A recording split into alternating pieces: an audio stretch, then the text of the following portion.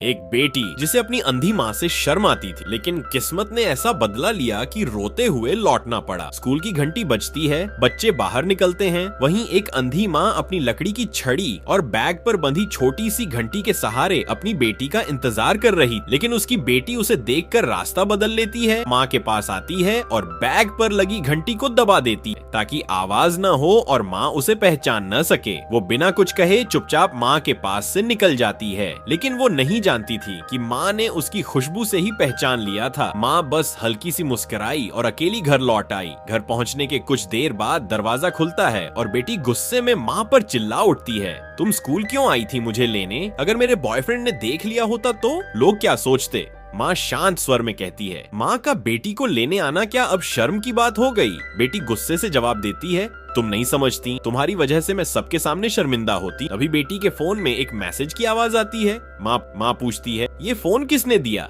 बेटी कहती है, मेरे बॉयफ्रेंड ने। माँ गुस्से में आकर फोन छीनती है और जमीन पर पटक देती। बस फिर तो जैसे आग लग गई। बेटी दौड़कर माँ के कमरे में जाती है, वहाँ रखे माँ के पुराने कैसेट्स निकालती है और एक एक करके सब तोड़ देती है। रात हो जाती है, लेकिन बेटी वापस नहीं आती। सुबह होते ही स्कूल में कॉल करते हैं, लेकिन स्कूल कहता है, आपकी बेटी तो आज आई ही नहीं। अभी रेडियो पर एक खबर सुनाई देती है, पास के पुल के नीचे एक लड़की की लाश मिली है। माँ बाप तुरंत पुलिस स्टेशन भागते हैं। दोनों तो देख नहीं सकते, पहचानोगे कैसे? माँ रोते हुए कहती है, हमने अपनी बेटी को देखा नहीं है, लेकिन हमने उसे हर दिन छू कर महसूस किया है। पार्ट 2 के लिए सब्सक्राइब कर दो।